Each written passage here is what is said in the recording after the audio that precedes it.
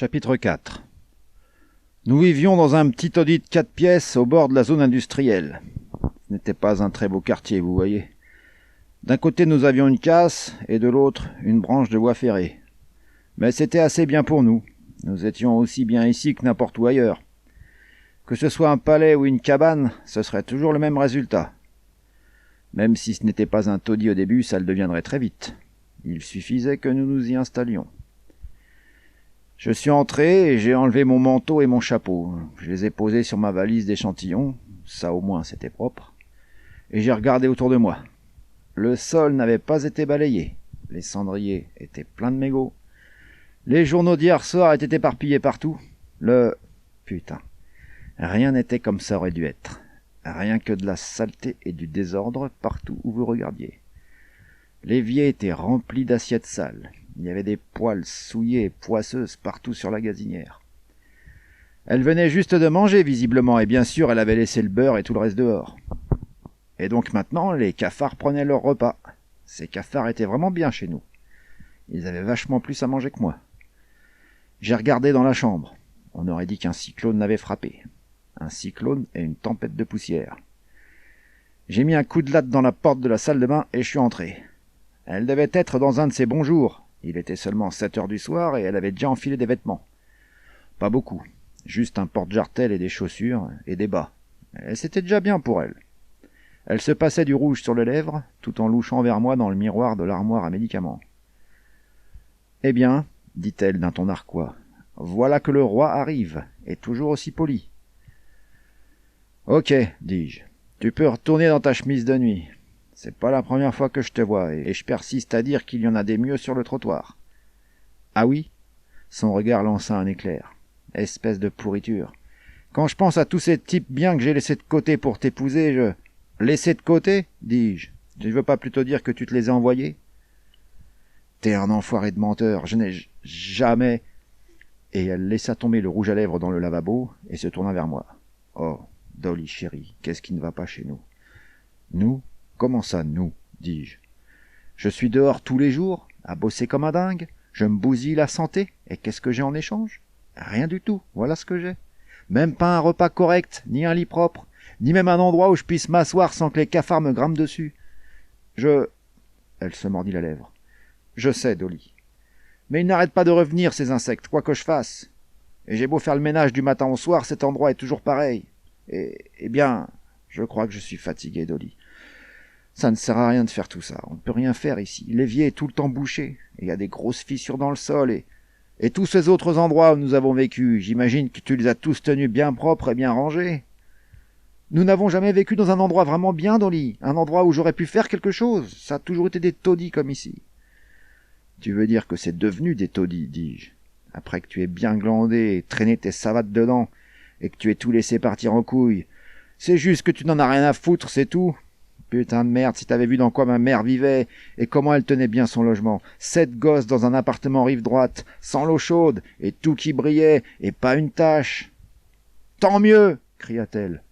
Mais je ne suis pas ta mère, et je ne suis pas une autre femme. Moi, c'est moi, tu piges? C'est moi, c'est moi. Et tu en es fier, dis-je. Sa bouche s'ouvrit et se referma. Elle me regarda lentement et longuement, et retourna à son miroir. « Ok, dis-je, ok. T'es une princesse charmante, et moi je suis un salaud. Je sais que c'est pas facile pour toi. Je sais que ça serait bien mieux si je gagnais plus d'argent, si seulement Dieu voulait bien m'aider. Mais je ne peux pas, et je ne peux rien y faire. Alors pourquoi ne pas faire de notre mieux avec ce que nous avons ?»« Je n'ai plus envie de parler, dit-elle.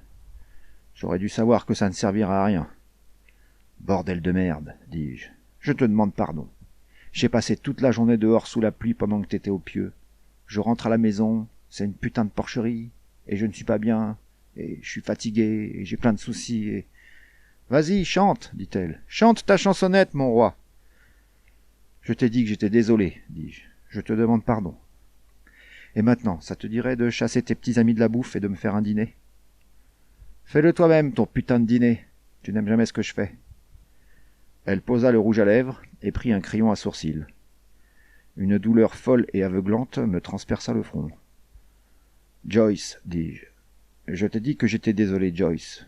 Je te demande de bien vouloir me faire un dîner, Joyce. S'il te plaît. Tu comprends? S'il te plaît. Demande encore, dit-elle. C'est un plaisir de refuser. Elle continua son travail avec le crayon à sourcils. C'était comme si je n'étais pas là. Mon bébé, dis-je. Je te parle, je ne rigole pas. Tu ferais mieux d'amener ton cul dans la cuisine pendant qu'il est encore derrière toi. Continue à me casser les bonbons et tu devras le porter dans un sac. Eh bien, en voilà un gentil garçon, dit-elle. Je te préviens, Joyce, je te laisse une dernière chance. Faites place au roi. Et elle fit un petit bruit avec ses lèvres. C'est un baiser pour toi, mon roi. Et celui-là est pour toi, dis-je. Je l'ai fait monter depuis ma hanche, le plus joli crochet du gauche que vous ayez jamais vu.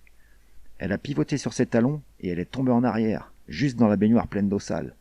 Et d'où Jésus, elle n'était pas belle à voir après ça. Je me suis adossé à la porte et j'ai rigolé. Elle s'est extirpée de la baignoire, ruisselante d'eau sale et savonneuse, et elle a pris une serviette. Je ne lui avais pas vraiment fait mal, vous savez. Bordel, si j'avais voulu lui mettre un vrai crochet, je lui aurais dégommé la tête. Elle a commencé à se sécher, tout d'abord en silence, et j'ai arrêté de rigoler. Ensuite, elle a dit quelque chose de vraiment rigolo, et pourtant c'était triste d'une certaine façon. Elle a dit ça d'une manière pensive et d'une voix douce, comme si c'était la chose la plus importante du monde. C'était ma dernière paire de bas en bon état, Dolly. Tu as ruiné ma dernière paire de bas. Ah, merde, dis-je. Je t'en donnerai une nouvelle paire, j'en ai dans mes échantillons. Je ne peux pas les mettre, ils ne me vont jamais bien à la cheville. Je crois que je vais devoir y aller les jambes nues. Y aller, dis-je. Je pars. Maintenant, ce soir. Je ne veux rien de toi. Je vais mettre au clou ma montre et ma bague, histoire de tenir jusqu'à ce que je trouve un boulot. Tout ce que je veux, c'est partir d'ici. Je lui ai dit que j'étais d'accord, si elle voulait faire l'idiote. Elle était libre de circuler. Mais je pense que tu devrais cogiter un peu d'abord. Tu ferais mieux de rester là le temps de trouver un boulot. Tu sais, il n'y a pas de boîte de nuit dans ce patelin. Je trouverai quelque chose. Aucune loi ne m'oblige à rester dans cette ville. Mais pourquoi n'as-tu jamais cherché un boulot jusqu'à présent? Si seulement tu avais contribué à quelque chose, si tu avais un peu aidé. Pourquoi le devrais-je? Pourquoi devrais-je en avoir envie? Je devrais sortir pour aller bosser pour un gars même pas capable de dire une belle parole à l'église? Son ton avait monté d'un cran, puis elle redescendit. C'est bon, Dolly, je t'ai déjà dit tout ça. Je suis moi et personne d'autre. Il y a beaucoup de choses que j'aurais peut-être dû faire, et toi aussi, mais nous n'avons rien fait. Et si nous devions recommencer, ça serait pareil.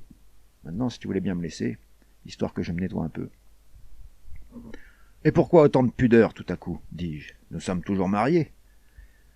Bientôt nous ne le serons plus. Tu veux bien me laisser maintenant, Dolly?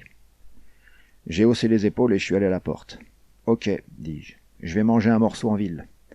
Bonne chance, et mes salutations aux gars de la mondaine. Dolly, c'est tout ce que tu trouves à dire dans un moment pareil? Que veux-tu que je te dise? Que j'ai du bon tabac dans ma tabatière? Tu ne veux pas... Tu veux bien m'embrasser avant qu'on se quitte?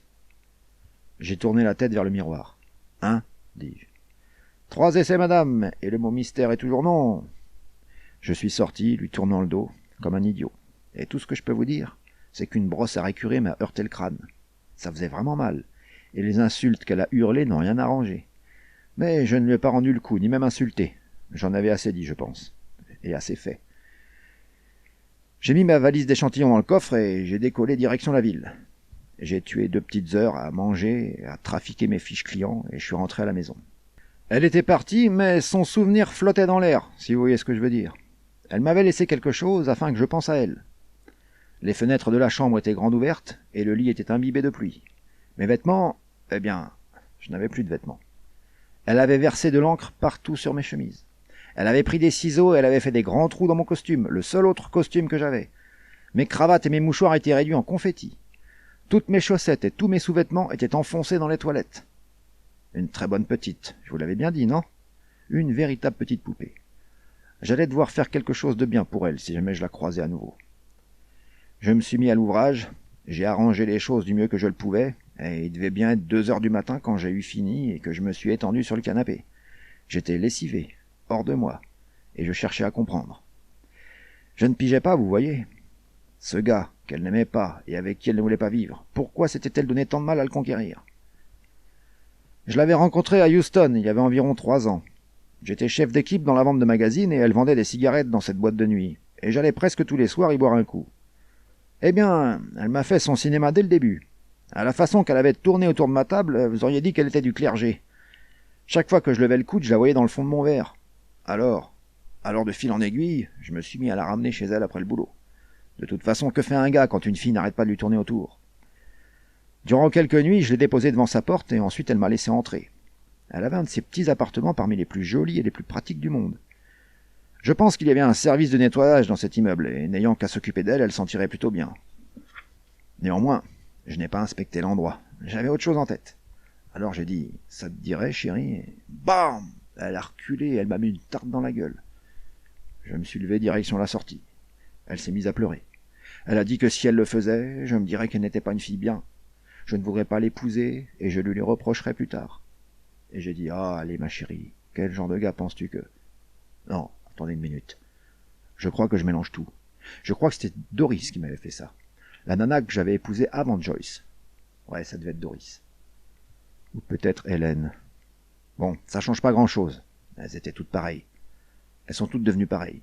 Donc, comme je vous le disais, j'ai dit, quel genre de gars penses-tu que je sois? Et elle a dit... Elles ont dit... Je pense que tu as un gars bien, Je suis allé me coucher.